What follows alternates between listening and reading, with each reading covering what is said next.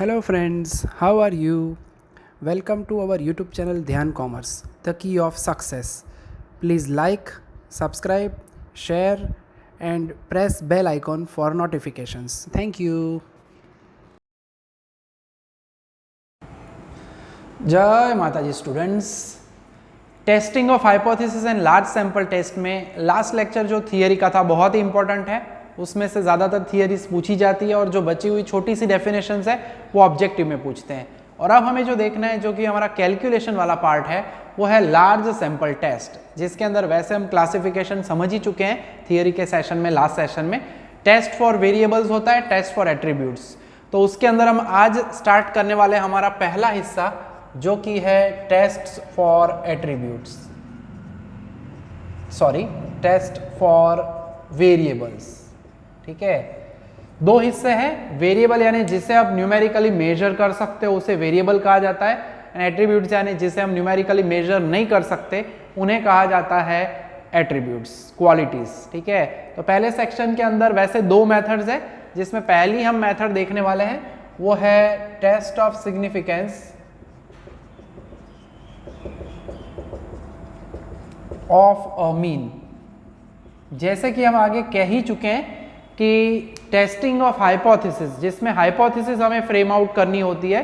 Hypothesis के बारे में मीनिंग हमने समझा है, वो एक अजम्पशन होती है हमारे पॉपुलेशन पैरामीटर से रिलेटेड। यानी सबसे पहले तो यहाँ पे हमें ये ऑब्जर्व करना पड़ेगा मीन, जो कि हम आगे देख चुके हैं definition of parameter and statistics में, कि पैरामीटर फॉर मीन, जो कि पॉपुलेशन मीन कहा जाता है, उसे हम म्यू कहेंगे। उसके साथ साथ अगर हम कहते हैं स्टैटिस्टिक वैल्यू, यानी जो हमें सैंपल के ऊपर से मीन मिलता है, सैंपल मीन कहा जाए, average value of a sample, उसे हम कहेंगे एक्स बार। तो ये पैरामीटर है, ये स्टैटिस्टिक्स है। हमने कहा था P for parameter, P for population, यानी पॉपुलेशन पैरामीटर कहा जाता है, यानी म्यू।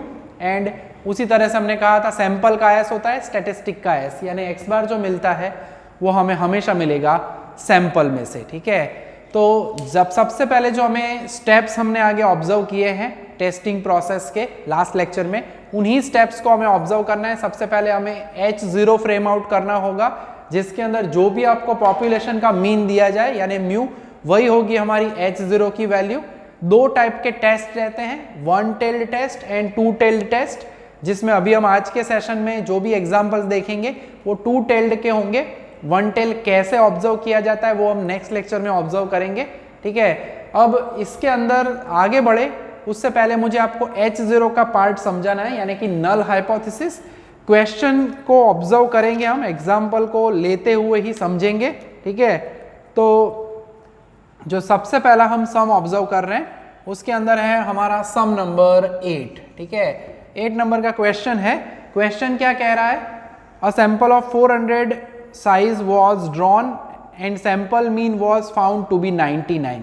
क्लियरली बोला हुआ है साइज ऑफ द सैंपल। ठीक है, यानी उसे हम n कहेंगे। यहाँ पे ऊपर मैं जगह छोड़ रहा हूँ H0 के लिए। n हमारे पास 400 है एंड उसी सैंपल से रिलेटेड सैंपल मीन वर्ड लिखा है। ठीक है, सैंपल साइज यानी स्मॉल n, अगर पॉपुलेशन साइज हो तो कैपिटल N कहेंगे पैरामीटर। सैंपल मीन लिखा है 99, यानी उसे हम कहेंगे x बार। ठीक है, यानी अब तक H0 के लिए म्यू नहीं मिला है, पॉपुलेशन मीन हमें अज्यूम करना होता है। ठीक है, एक्स बार जो है हमें वो यहाँ पे डेटा में मिला है, ऐसा लिखा गया है। क्वेश्चन क्या है देखिए अब, test whether the sample could have come from normal population with mean, यानी पॉपुलेशन का मीन बताया गया है 100, यानी म्यू इज इक्वल टू 100। तो यही होगी हमारी नल हाइपोथेसिस। हमें टेस्ट यही करना है कि सैंपल मीन 99 मिला है 400 स्टूडेंट्स के ऊपर से, तो क्या पॉपुलेशन का मीन 100 है? वही हमारा टेस्टिंग का प्रोसेस रहेगा। एट द एंड हम डिसाइड भी करेंगे कि H0 जो हमने अज्यूम किया है whether it should be accepted और रिजेक्टेड। ठीक है, सबसे पहला काम H0 ले लेने का। उसके बाद इसमें मीन के साथ कुछ दिया गया है। ठीक है, मीन 100 एंड वेरिएंस 84। अब जब भी म्यू के साथ अगर आपको वेरिएंस दिया जाए, यानी वैसे तो हम वेरिएंस में एस स्क्वायर लिखते हैं सैंपल के लिए। स्कूल में आप हमेशा एक्स बार और एस स्क्वायर ही ढूंढते थे, एस। कभी स्कूल में आपने म्यू नहीं ढूंढा 11th स्टैंडर्ड में। ठीक है, या सिग्मा नहीं ढूंढा, क्योंकि वो पॉपुलेशन मीन है। ठीक है, आपको एग्जाम में भी क्वेश्चन दिया जाता था, out of the student of whatever class 11th the marks of 10 students are given, always sample दिया जाता था, फाइंड इट्स मीन या फाइंड इट्स स्टैंडर्ड डेविएशन, तो वो सैंपल का ही डेटा होता था। अगर म्यू यानी पॉपुलेशन मीन के साथ अगर आपको वेरिएंस दिया जाए तो उसे हम लिखेंगे सिग्मा स्क्वायर, थोड़ा सा ध्यान रखना है। और अगर सैंपल मीन के साथ वेरिएंस दिया जाए तो हम लिखेंगे एस स्क्वायर, ठीक है। दोनों ही टाइप के एग्जांपल्स आप देखने वाले हैं और सिग्मा स्क्वायर की वैल्यू हमें दी गई है 64, ठीक है। टेस्टिंग प्रोसेस का स्टेप नंबर 1 है फ्रेम आउट करनी है हाइपोथेसिस, और उसके साथ नल हाइपोथेसिस की ऑल्टरनेट हाइपोथेसिस हमने बताई थी, एग्जैक्टली ऑपोजिट, ठीक है। जो कॉम्प्लीमेंट्री होती है उसे कहा जाता है ऑल्टरनेट हाइपोथेसिस। यहाँ पे हम लिखेंगे नॉट इक्वल टू 100 और मेंशन करेंगे it is two tailed test, ठीक है। वन टेल क्यों नहीं, तो वो मैं नेक्स्ट सम्स में समझाऊंगा। जब यहाँ पे नॉर्मल क्वेश्चंस दिए जाते हैं, क्लेम ना दिया जाए, क्लेम दिया जाता है कभी भी कंपनी का क्लेम, तब हम वन टेल यूज करेंगे, वो नेक्स्ट लेक्चर में समझाऊंगा। फिलहाल आज के जितने भी सम्स कर रहे हैं वो सभी टू टेल्ड के होंगे और इसका यूज हमें लास्ट में टेबल वैल्यू में करना है, ठीक है। तो वो मैं समझाने वाला हूँ। सबसे पहला काम फ्रेम आउट कर ले हाइपोथेसिस, यानी म्यू आपके पास आ जाता है। अगर हम कहें तो एन एक्स बार म्यू एस या फिर सिग्मा आ जाता है, ठीक है। फिर हमारा मेन स्टेप है x bar and mu ready हो तो हमारा स्टेप रहता है फाइंड आउट द डिफरेंस, ठीक है। डिफरेंस फाइंड करना है, एब्सोल्यूट डिफरेंस लेने वाला है, मॉड्यूलस लिखना है, difference between x bar and mu, sample mean and population mean. तो हम सम को भी साथ में करते जाते हैं, difference between x bar and mu यानी 99 माइनस 100। ध्यान रखो मानांक है, मॉड्यूलस है, डिफरेंस हमें हमेशा पॉजिटिव ही मिलेगा, यानी डिफरेंस की वैल्यू हमारे पास है 1, डिफरेंस 1 आ चुका है। Then formula of standard error, ठीक है। अब यहाँ पे स्टैंडर्ड एरर की दो फॉर्मूला रहती है बच्चों, एक है sigma upon square root n and दूसरी फॉर्मूला है जब पॉपुलेशन मीन दिया जाए, ठीक है। यानी कि इफ यहाँ पे याद रखना है कैपिटल N इज गिवन, आप ऐसे याद रख सकते हो, कैपिटल N दिखे तब हमें सेकेंड फॉर्मूला यूज करनी है स्टैंडर्ड एरर की।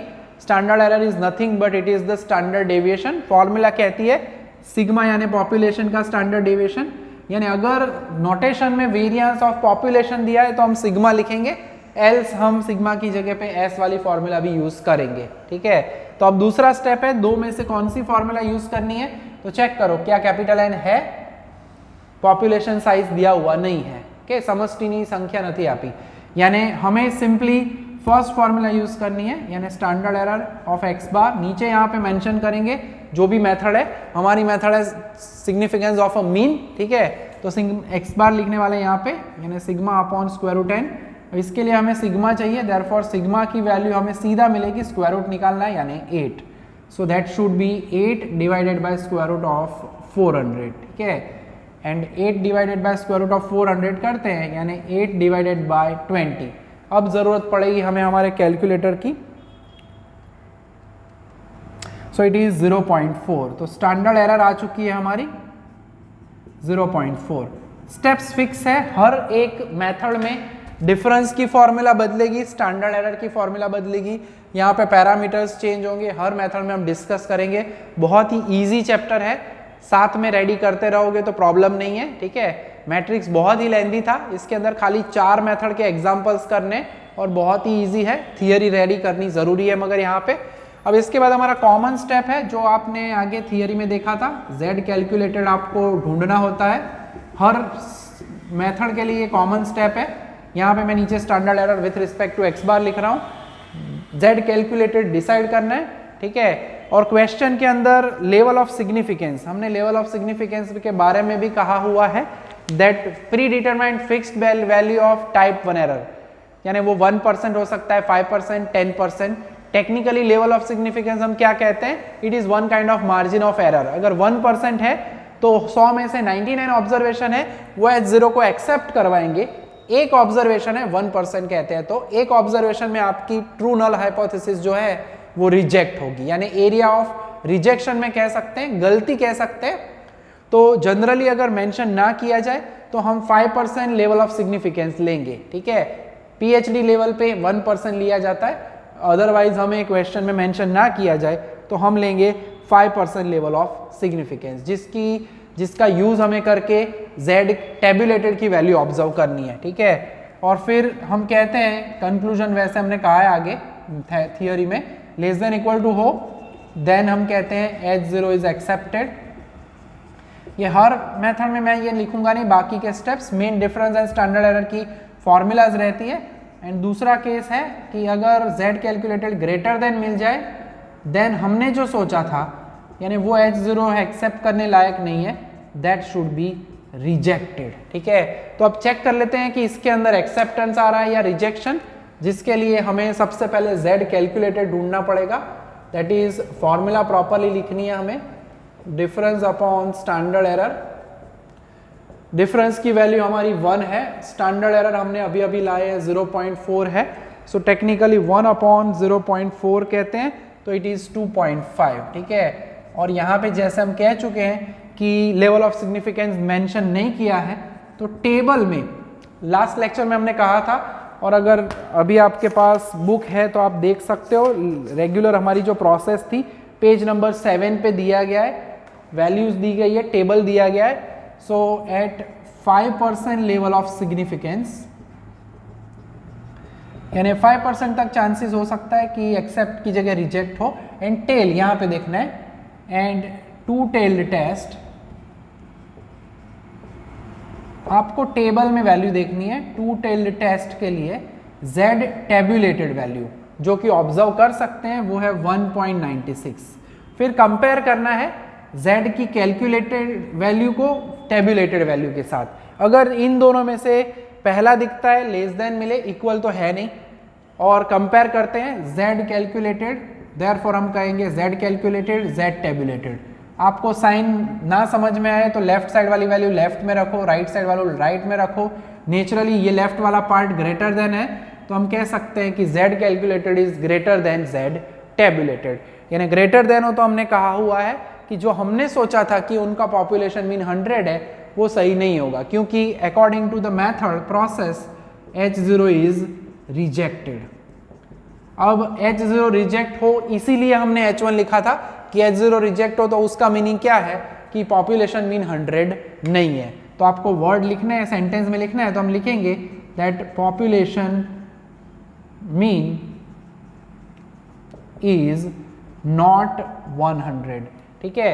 100 से कम भी हो सकता है, 100 से ज़्यादा भी हो सकता है, मगर पॉपुलेशन मीन जो है वो एग्जैक्टली 100 नहीं होगा, ठीक है। उतना खाली हमें खास ध्यान रखना है। तो ये हुआ हमारा पहला एग्जाम्पल जिसके अंदर हमने पहली फॉर्मूला यूज़ की। चलो अब एक और सम जो देखना है उसके अंदर हमें दूसरी फॉर्मूला स्टैंडर्ड एरर की कब यूज़ करनी चाहिए, अगर सिग्मा ना दिया जाए तब कैसे कैलकुलेशन करनी चाहिए, एस खाली दिया जाए, तो वैसा ही पार्ट है हमारे सम नंबर 9 में, ठीक है। और अब जो देखने वाले हैं सम नंबर 9, उसे आप टिक कर लेना मोस्ट आईएमपी में। एक दिन में अगर वैसे ऑब्जर्व करें तो एक लेक्चर में एक मेथड आराम से खत्म हो सकती है, बट यहाँ पे हम वो ट्राई नहीं कर रहे हैं, हम आराम से काम करेंगे, कोई जल्दी भी नहीं है, ठीक है। मगर मैं जितना काम आपको देता हूँ इस चैप्टर के लिए खास, ये चैप्टर आपको फ्यूचर में एमकॉम एमबीए एमसीए तक हेल्प करेगा, ठीक है। तो सम नंबर 9 जो है उसके अंदर क्वेश्चन देखते हैं। तो a random sample of size 36 was taken from universe of size 1000। यहाँ पे ध्यान रखना है यूनिवर्स साइज यानी कैपिटल एन होगा, तो दूसरी फॉर्मूला यूज़ करने का मौका मिलेगा, स्मॉल एन होगा 36। क्वेश्चन में बताया गया है it was found that sample average was 20। Sample average यानी एक्स बार कहा जाएगा वो 20 है। थोड़ा सा लॉजिकल पार्ट है, समझ लोगे तो ईजी है, बहुत ईजी चैप्टर है ये। विथ वेरियंस, खास ध्यान रखना है एक्स बार के साथ वेरियंस दिया जाए। लास्ट एग्जाम्पल में हमने कहा था म्यू के साथ दिया था तो सिग्मा स्क्वायर लिखना है, एक्स बार के साथ दिया है तो एस स्क्वायर लिखेंगे, और एस स्क्वायर की जो वैल्यू है वो है 16, और इसके ऊपर से हमें एस मिलेगा, सीधा स्क्वायर रूट निकालेंगे और वो होगा 4, ठीक है। तो मेन पार्ट ये है। अब तक म्यू नहीं आया क्योंकि वो लास्ट में है। How will you examine that the average in the universe is 22, यानी म्यू जो है वो उन्होंने बोला है 22, तो हमारी नल हाइपोथेसिस होगी ये, एंड ऑल्टरनेट हाइपोथेसिस है वो होगी नॉट इक्वल टू। अगेन मैं कह रहा हूं यहां पे फिलहाल टू टेल्ड टेस्ट, ठीक है, टू टेल्ड टेस्ट है, स्टैंडर्ड एरर की फॉर्मूला डिफरेंस यूज करना है, खाली यहाँ पे सिग्मा की जगह पे हम एस लिखेंगे, सेकेंड फॉर्मूला यूज करेंगे क्योंकि एन दिया गया है। सबसे पहला डिफरेंस ढूंढना है हमें, डिफरेंस यानी x bar minus mu, x bar is 20, mu is 22, difference आया एग्जैक्टली 2, ठीक है। फॉर्मूला बेस्ड वर्क है तो कष्ट कोई नहीं होना चाहिए, ठीक है। स्टैंडर्ड एरर की फॉर्मूला, अब मैंने जैसे कहा दो एग्जांपल आप दिमाग में फिट कर लेना है दोनों को। अगर म्यू पॉपुलेशन मीन के साथ वेरिएंस या स्टैंडर्ड डेविएशन दे तो सिग्मा स्क्वायर या सिग्मा लिखना है, और अगर एक्स बार के साथ दे सैंपल मीन के साथ तो एस यूज करना है, और उसके साथ फॉर्मूला में भी हम कन्वर्जन करेंगे, एस वाली फॉर्मूला जरूर लिखेंगे, ठीक है, capital N minus N, capital N minus 1, ठीक है। वैल्यू रख देते हैं, 4 upon square root of small N है, ध्यान से यहाँ पे कैपिटल एन यानी 1000 माइनस 36, नीचे होगा 1000 माइनस 1, सो दिस इज 4/6, यहाँ पे होगा 900 एंड चेक कर लेते हैं 64 आई थिंक होने वाला है, 1000 minus 36, yes it is 964 upon 999, ठीक है। अब 964 अपॉन 999 करना है, 9649 आ रहा है, सीधा स्क्वायर रूट निकालो, 0.9823 आ रहा है, उसको इंटू 4 करना है, ठीक है, स्क्वायर रूट निकाल लेते हैं, 4/6 इंटू 0. स्क्वायर रूट के बाद 98232 समथिंग समथिंग है, तो 4/6 इंटू 0.9823 एग्जैक्ट मैं लिख रहा हूं, तो मुझे जो मेरा स्टैंडर्ड एरर का आंसर मिल रहा है यहाँ पे दैट इज 0.6549 कह सकते हैं अप्रॉक्सीमेटली, ठीक है। तो ये हमें मिल गई हमारी value of the standard error, ठीक है। तो फॉर्मूला में ध्यान रखना है, बस फॉर्मेट यहाँ पे दिख रहा है आपको, रेडी है। सो अब हम जाते हैं z कैलकुलेटेड यानी कि डिफरेंस अपॉन स्टैंडर्ड एरर।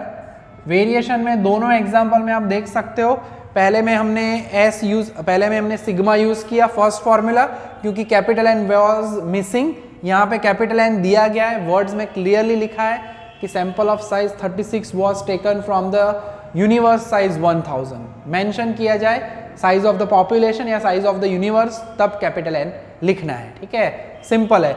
इसके बाद की फॉर्मेटिंग में कोई टेंशन नहीं है, difference upon standard error 0.6549 again use करना पड़ेगा हमें हमारा कैलकुलेटर, सो 2 डिवाइडेड 0.6549 यानी इट इज 3.05। अब z जो है वो हम 2 डिजिट में लिखेंगे पॉइंट के बाद, स्टैंडर्ड एरर 4 डिजिट में लिखोगे तो बुक के आंसर को आप मैच कर पाओगे। वैसे एग्जैक्ट आंसर में थोड़ा सा फर्क आए, 5 का 6 7 हो या 3 4 हो पीछे लास्ट प्लेस पे, मैथमेटिकली फर्स्ट प्लेस पे, तो फर्क होता नहीं है क्योंकि अल्टीमेटली तो हमें क्या करना है, यहाँ पे भी उन्होंने मेंशन नहीं किया लेवल ऑफ सिग्निफिकेंस, तो हम लिखेंगे एट 5% लेवल ऑफ सिग्निफिकेंस, ना बताया जाए तो 5% लेते हैं, and for again two tailed test, ठीक है, two tailed test z tabulated is 1.96। ज्यादातर वैल्यू ये यूज होती है, वन टेल अभी आया नहीं है, एक सब मैं आज करवा ही दूंगा वन टेल का, ताकि दिमाग के अंदर हमें क्लियर हो जाए कि कब लिया जाता है वन टेल टेस्ट का पार्ट। एंड अगेन आप देख सकते हो z calculated is greater than, ना पता चले तो उन्हीं वैल्यू को उन्हीं ऑर्डर में रखो, और जो वैल्यू बड़ी है नेचुरली उस साइड हम ग्रेटर देन यहाँ पे लिखेंगे। तो देयरफॉर अगेन हम कह सकते हैं दैट हमारी अजम्पशन गलत है, H0 is rejected, and therefore naturally कहना पड़ेगा दैट पॉपुलेशन मीन, ये सेंटेंस आप वर्ड्स में याद रखना, अगर एक्सेप्ट हो जाए तो पॉपुलेशन मीन इज 22, ना हो तो खाली लिखना है इज नॉट 22, ठीक है। तो टू टेल टेस्ट के एग्जाम्पल देखे हमने, दोनों वेरिएशन भी देख लिए स्टैंडर्ड एरर की फॉर्मूला के। अब एक हमें सम जो देखना है वो हम ऑब्जर्व कर रहे हैं वन टेल्ड टेस्ट का, ठीक है, ताकि आपको पता चले कब यूज करना चाहिए वन टेल्ड टेस्ट। अब तक के एग्जाम्पल में नॉर्मल क्वेश्चंस थे, तो टू टेल टेस्ट का यूज किया है हमने। वन टेल टेस्ट का इस्तेमाल कब करना चाहिए, तो बुक में आ जाओ, पेज नंबर वही है हमारा 22, और सम नंबर जो हम देखने वाले हैं वो है 6, ठीक है। तो मोस्ट IMP एग्जाम्पल्स में अगर कहते हैं हम इस सेशन में, तो 6 नंबर है मोस्ट IMP, 9 नंबर है मोस्ट IMP, 10 नंबर है most IMP। 10 number is also one tailed test. ठीक है, कैसे? तो पहले नोटेशन देखते हैं, अंदर डिटेल देखते हैं, डिटेल्स में क्या दिया वो देखते हैं। ठीक है, सम नंबर 6 में कह रहे हैं the mean life time of 100 fluorescent light tubes produced by a company is computed to be. खास ध्यान रखना है, कंप्यूटेड यानी उन्होंने कैलकुलेशन की है, यानी ये जो 1570 आवर्स दिए गए हैं वो 100 फ्लोरोसेंट ट्यूब लाइट के कैलकुलेट किए, यानी सैंपल साइज 100 होगा। फ्लोरोसेंट ट्यूबलाइट्स का डिटेल दिया है हमें, और उसमें से जो एवरेज वैल्यू मिली 1570 आवर्स विथ स्टैंडर्ड डेविएशन, यानी इसी के साथ हमें दिया हुआ है S, और वो S की वैल्यू है स्टैंडर्ड डेविएशन इज 120 आवर्स। ठीक है, द कंपनी, अंडरलाइन करना खास, कंपनी क्लेम्स, जब भी क्लेम दिया जाए तो H0 में तो टेंशन नहीं है, H0 तो जैसे हम हाइपोथेसिस लेते थे वैसे ही लेंगे, बट H1 में परिवर्तन होगा। H1 में हम नॉट इक्वल टू की जगह पे कुछ कंपेयर करके लिखेंगे वन टेल टेस्ट। देखते हैं क्या क्लेम दिया है। Company claims that the average light of the tubes produced by the company is 1600 hours. तो म्यू दिया गया है 1600, यानी H0 जो है हमारा H0 उसमें हम लिखेंगे mu is equal to 1600, but H1 में म्यू और 1600 के बीच में कहानी में ट्विस्ट। ठीक है, अब यहां पे उन्होंने क्लेम किया है 1600, यानी मिनिमम 1600 तो होना चाहिए। ठीक है, उससे कम नहीं होना चाहिए, क्योंकि क्लेम कहा है उन्होंने। ठीक है, दावो કર્યો છે हमने कहा 1600 કલાક છે જ, यानी उससे ज्यादा हो तो नो प्रॉब्लम, अगर मिनिमम क्या होगा वो तो होगा ही। यानी यहाँ पे वन टेल टेस्ट यूज होगा जब भी क्लेम दिया जाए, और उसमें आप वन टेल टेस्ट का मीनिंग क्या है कि आइदर म्यू की वैल्यू लेस देन 1600 होगी या म्यू की वैल्यू ग्रेटर देन 1600 होगी, और वो हम डिसाइड कैसे करेंगे? तो ये वैल्यू के ऊपर से एक्स बार की वैल्यू और म्यू की वैल्यू को कंपेयर करो। कैलकुलेटेड वैल्यू आप देख सकते हो 1570 है, वो क्या है? लेस देन म्यू है, यानी लेस देन 1600 है, तब आपको बीच में क्या लिख देने का? Less than. ठीक है, एक्स बार लेस देन हो तो लेस देन लिखो, एक्स बार की वैल्यू ग्रेटर देन, यानी यहाँ पे अगर 1670 होता तो हम लिखते म्यू इज ग्रेटर देन 1600, क्योंकि आप नेचुरली देख सकते हो कि कैलकुलेशन आपने 100 फ्लोरोसेंट ट्यूबलाइट्स के एवरेज लाइफ का किया, वो 1570 मिल रहा है, तो कोई चांस ही नहीं बनता कि आपका पॉपुलेशन मीन 1600 से ग्रेटर देन हो पाए, कोई चांस नहीं है। तो H0 1600 नहीं है, तो उस वक्त हम क्या कहेंगे? It must be less than 1600। Practically अगर कहें तो उस तरह से कह सकते हैं, या मैंने यहाँ पे मेथड भी बताई है, खाली टेल का फर्क पड़ेगा, और उन्होंने बोला हुआ है 5% लेवल लेना है, तो टेल की वजह से खाली वैल्यू बदलेगी, Z की कैलकुलेशन पूरी वही रहेगी। देखो कैसे। सो क्लेम दिया जाए सॉरी, तो क्लेम दिया जाए तो याद रखना है वन टेल टेस्ट होगा।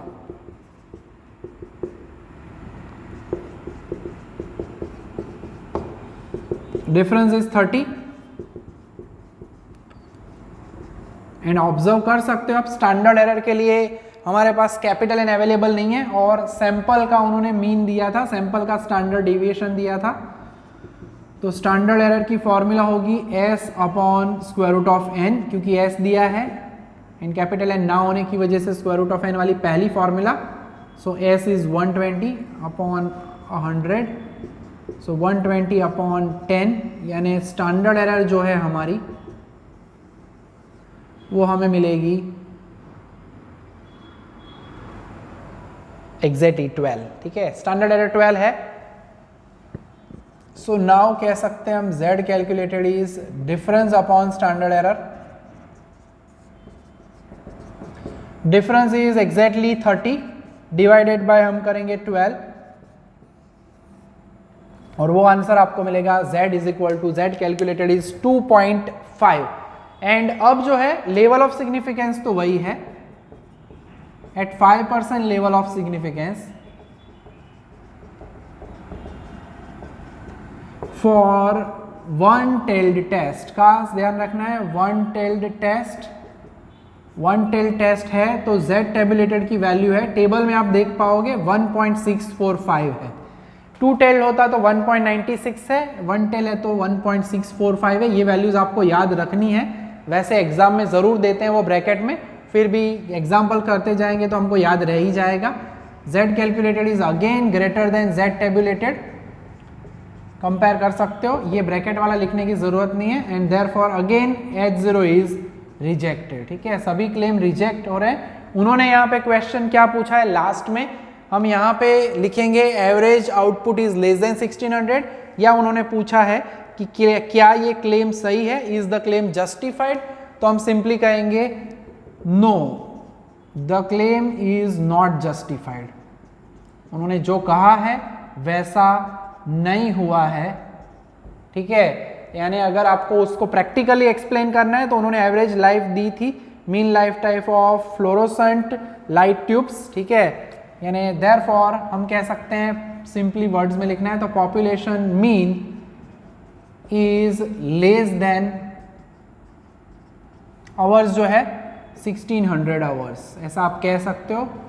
और अगर प्रॉपरली पूरा लिखना है तो भी लिख सकते हो, the mean life time of fluorescent light tubes produced by the company is less than 1600 hours. ठीक है, तो ये हुआ हमारा तीसरा एग्जाम्पल।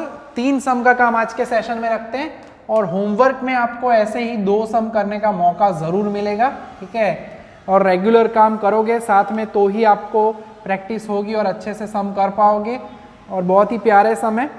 दूसरा एक सम जो है 10 नंबर का, वो मैं करवाऊंगा आपको। ठीक है, जो 7 नंबर है उसके अंदर उन्होंने x bar s and n दिया हुआ है एंड म्यू दिया है, s वाली यानी यही फॉर्मूला आएगी सम नंबर 7 में। ठीक है, उसके बाद अगर 11 नंबर कहते हैं तो 11 नंबर के अंदर उन्होंने पॉपुलेशन मीन के साथ दिया हुआ है 2.61, तो वहां पे सिग्मा लिखना है खाली, s की जगह पे सिग्मा, यानी पहले सम जो पहला सम आज का हमने करवाया 8 नंबर का, उसके जैसा वो सम होगा। ठीक है, एंड वैसा ही एक छोटा सा और सम है 12 नंबर। 11 एंड 12 के अंदर आपको नोटेशन में स्टैंडर्ड एरर की फॉर्मूला यूज करनी है, sigma upon square root n, और 7 नंबर में स्टैंडर्ड एरर की फॉर्मूला यूज करनी है s upon square root of n। Hint में प्रॉपरली दे रहा हूँ पूरे की पूरी, ताकि आपको जरा भी कष्ट ना हो।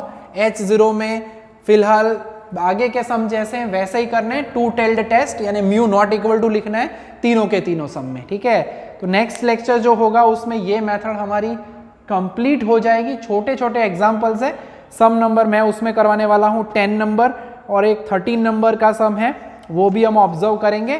ठीक है, और फिर एक आध यूनिवर्सिटी का सम जो है वो भी हम ऑब्जर्व कर पाएंगे। ठीक है, ऑलमोस्ट इतना काम करने वाले हैं हम आज के सेशन में, तो यहाँ तक का काम रखने वाले हम लार्ज सैंपल टेस्ट की पहली मेथड के लिए, test of significance of a mean.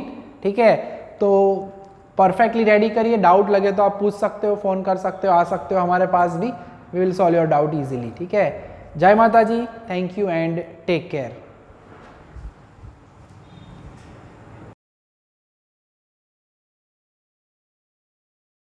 Please like, subscribe, share and press bell icon for notifications.